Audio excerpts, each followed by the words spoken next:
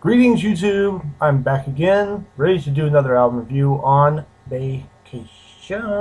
Yes, here's an album you probably weren't expecting me to do. This band, been a huge fan of them ever since I heard the last album they did. And I heard that and then went backwards into their catalog. You all know the frontman of this group, all the soundtracks he's done for most of the Tim Burton films, the Simpsons theme song, commercials, I think, even. Anyway, you all know who it is. You've already seen what it is. I'm going to review these guys' first album. Here it is. Oingo! Whoop, let's get that straight there. Oingo Boingo's debut album came out in 1981. Only a Lad. Written by Danny Elfman. This is their first album. That's...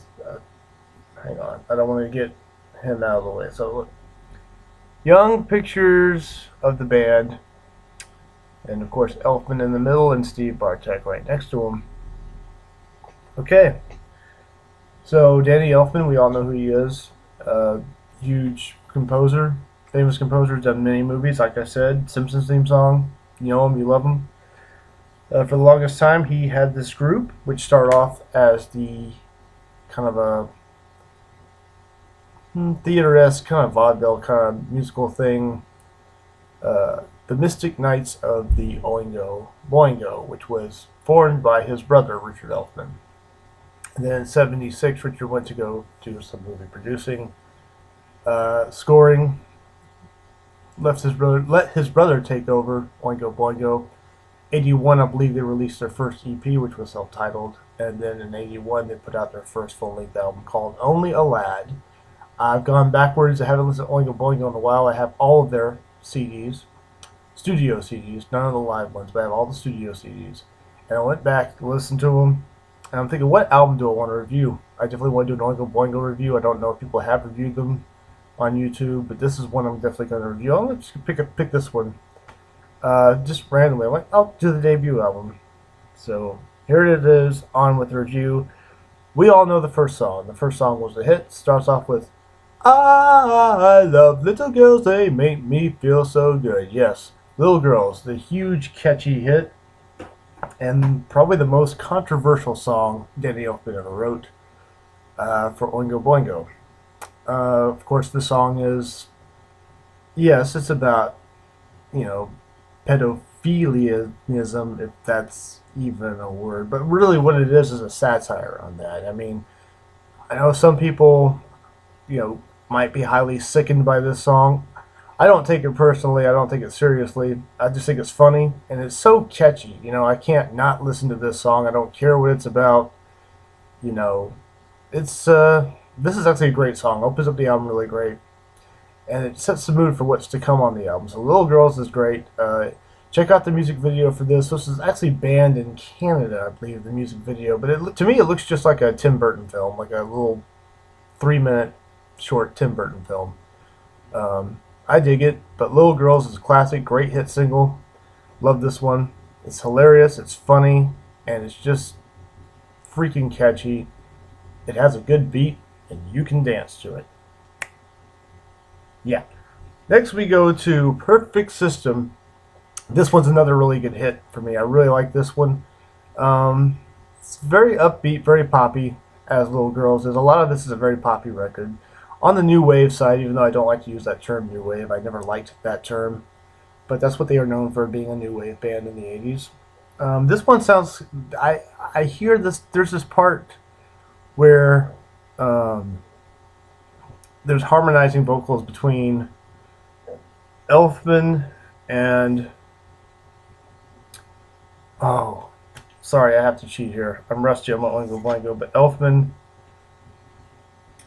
Yes, that's his name. Richard Gibbs does some of the harmony vocals on here, the keyboardist, and bass player Kerry Hatch. I believe there's some harmony vocals sounding very computer-esque, and it reminds me of It's a Beautiful World by Devo. The way that computer-esque vocal mix sounds. Perfect System is definitely a very, very strong song on here. Definitely look that one up. On the Outside is number 3, and that one is just very up in the air, upbeat, head bobbing. You know, this On the Outside is one of my absolute favorites. I love On the Outside. Look this up on YouTube. This is a great, great song. Um, and it's kind of punky in some ways too. This is kind of like one of their punky moments on the album. Good drumming from Betos on this. I like Betos' drumming on this. So On the Outside is another killer one. Capitalism, number 4, opens up with this like punk, or not even punk, but just this real catchy, inviting drum beat by Betos. And then it all comes in, the guitars come in, the bass comes in. And I mean, I love Danny Elfman's vocal delivery on this, but this might be my favorite song. This is excellent. I really like Capitalism. You should look this up on YouTube as well. So Capitalism is a hit for me. This is one of their greatest hits. I love, love, love Capitalism. What? Hey, number 5. We go to a cover. Okay, really? They're gonna put a cover on their first album. This is from the Kinks. We all know the song by the Kinks. You Really Got Me. Huge hit. We love it. Man, they really put their take on this really well. Now, I'm usually against covers. And to be honest with you, I'm not completely happy they put this on the album. They actually did a really good take on this one. It's got that like computerized like voice through, I guess, a talk box or whatever it's called. And it's the longest song on here. This one clocks in at 4 minutes and 37 seconds. It's actually a pretty good cover. I like it. I like it because they made the song their own. It doesn't sound anything like the Kinks song at all. It does not sound anything like it. And it really shouldn't, because it's them. They're not the Kinks. They put their own boingo flavor on it, and really good cover.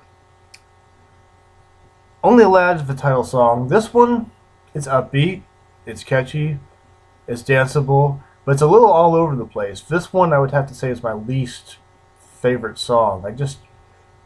I don't not like it, but it doesn't. It doesn't grasp me the way that most of these other songs do.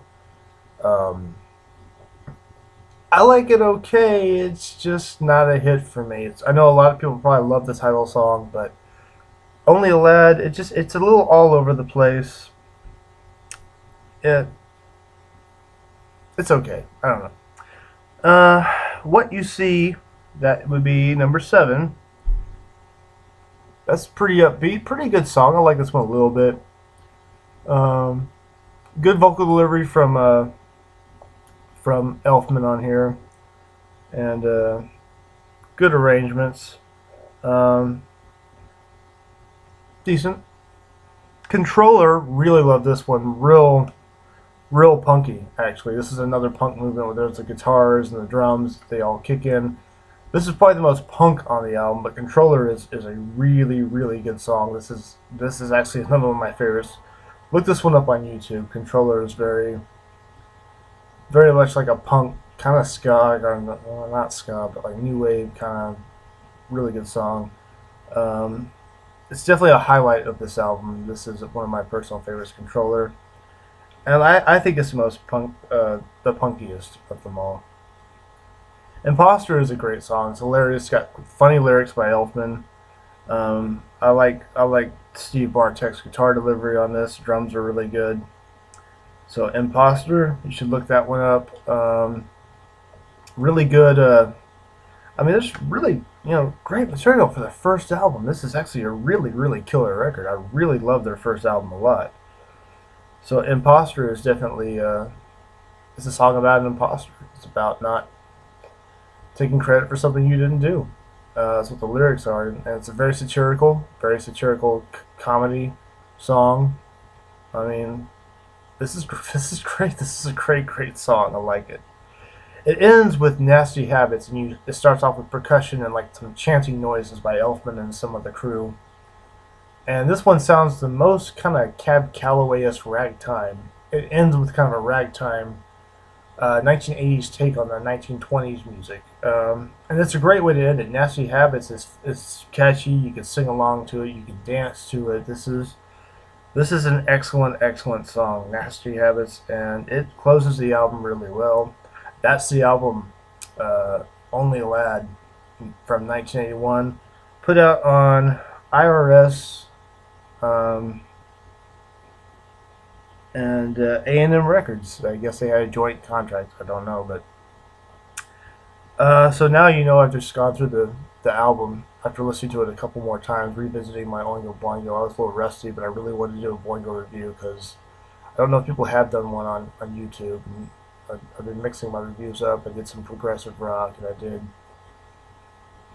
basically the last few reviews I did were prog, so I'm mixing it up a bit to keep it more interesting and unpredictable. So I gotta give this a grade. This is a classic album. This is a great debut album. They really start off on par with this. And really, I don't want to not mention the cover art. Oingo Boingo, like, I love their cover art, their album covers. Check that out. That's a really cool album cover, I think. Really great artwork. Um, it was supposed to be like a kind of a takeoff of like the Boy Scout ads, I think back in the 1950s. And Chris Hopkins is the artist on here. And I think that's a great piece of work. Great album cover. It's good for a first album. So, without that being said, to give this a grade, I'm just going to go all out and give this an A. This is a fantastic album. Even the stuff that doesn't hit me that much, it's not bad. It's cool, but there's some stuff on here that really hits me. I think they made a very stellar debut. I think they made an amazing debut album, and they just had some, even better records to come after this. I wouldn't say this is necessarily their best, but I would say it's definitely essential. As long as you're not going to be too freaked out by little girls, if you could just take the humor in that song and not try to take it too seriously, I never did. I think Little Girls, great choice for a single. Probably the most user friendly on here, but a lot of this is could be, I think most of these songs could be his. This is great. So yeah, Only a Lad by Oingo Boingo, the debut, came out in 1981. One thing I do want to talk about, I forgot to mention, I kind of waltzed through this review, I know, but I'll mention the members. Of course, we have Danny Elfman and Steve Bartek, who are always there. They are the Oingo Boingo, basically. And then you have Richard Gibbs on keyboards. Plays a little bit of trombone on this. And Kerry Hatch on bass. And, of course, the amazing Betos on drums. Love Johnny Betos. He's so hilarious and good drummer. Has interesting drum ideas. And I'm speaking as a drummer. I love Johnny Betos. I mean, he is an awesome, awesome, essential member of Oingo Boingo. We have the horn section, Sluggo on tenor saxophone, Leon Schneiderman on baritone saxophone, and Dale Turner, who has been a long-term member who had been with Oingo Boingo since the Mystic Nights of Oingo Boingo. Dale Turner as a trumpet player. So that's the lineup for this album. And there you go. There is my review. My first Oingo Boingo review. I'm getting back into Oingo Boingo. I'm a huge fan, and I want to do some more album reviews. If you would like, if you see this, if there's an Oingo Boingo album you'd like me to review, I have all of the studio ones, like I said, on CD. Request one, and I'll be more than happy to do it. I'll have to do my research and my homework and listen to it a few more times to give a proper review. But no album is too bad of a choice. Even if there's an album I don't like, I'll do it. But I have every Oingo Boingo album, not counting the live albums or the compilations. I wouldn't do a compilation review anyway, but this is my first Oingo Boingo. I hope it's not the last. I hope I have some more ideas. So, Oingo Boingo, Only a Lad gets an A. Thank you for watching. I'm going to be brainstorming some more album reviews, and I hope to catch you on YouTube. Alright, thanks for watching, everybody. Have a good day. I am going to enjoy the rest of my vacation. Rock on. Yeah.